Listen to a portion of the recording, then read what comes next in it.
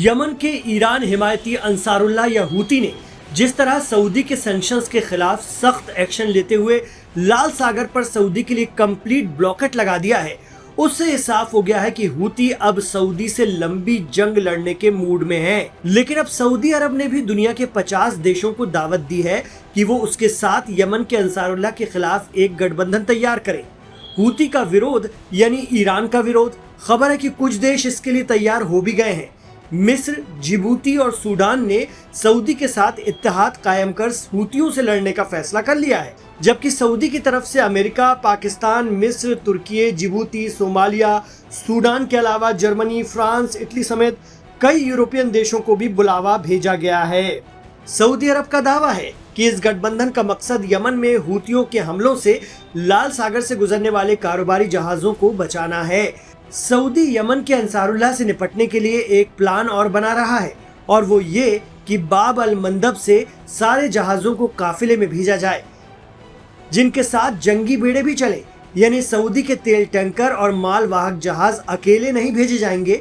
इतना ही नहीं, साथ चल रही वॉरशिप पर लगे एयर डिफेंस और रडार ड्रोन, साथ ही मिसाइल हमलों को पहले ही इंटरसेप्ट करके रिएक्शन देंगे। इसके अलावा सऊदी के इस अलायंस के टोही ड्रोन और गश्ती फाइटर जेट लगातार उड़ान भरेंगे ताकि हूती के लॉन्चिंग पॉइंट का पता चल सके।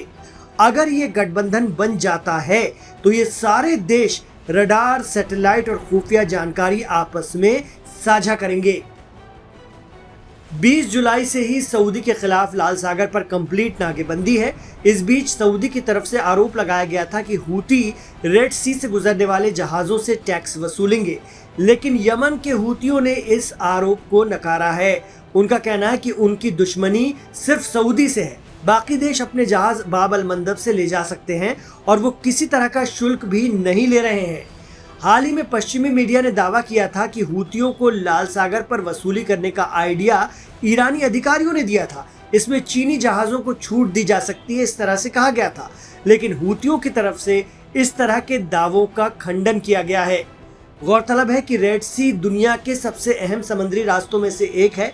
दुनिया का करीब 30% समुद्री व्यापार इसी रास्ते से होता है। इसमें आने जाने के सिर्फ 2 ही रास्ते हैं, बाब अल मंदब स्ट्रेट और स्वेज नहर। ईरान जंग के बाद हुर्मुज स्ट्रेट में तनाव की वजह से सऊदी अपना ज्यादातर तेल इसी रास्ते से भेज रहा है, जिसे सऊदी के जरिए एक हमले के बाद हूतियों ने टोटल बंद कर दिया है।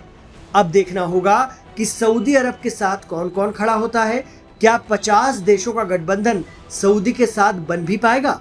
क्योंकि हूतियों के खिलाफ साल 2015 में भी सऊदी ने कई देशों के साथ गठबंधन बनाया था और नेतृत्व पाकिस्तान ने किया था, लेकिन 1 साल भी वो अलायंस टिक नहीं पाया था।